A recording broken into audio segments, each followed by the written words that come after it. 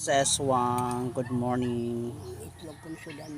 Ngayong umaga ay magmumukbang si mother ng fried egg, fried rice, pritong isda. Yan oh. Dito lang si mamita sa sa aming mansion nagmukbang. Dito lang siya kumain.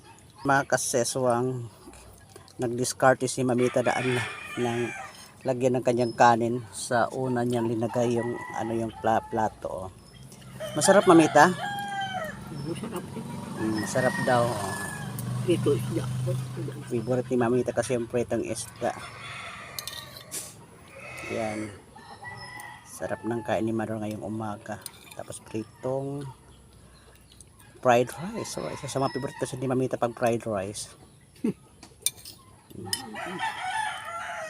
Tapos yung itlog, aywan ko lang kung kain niya yan o hindi.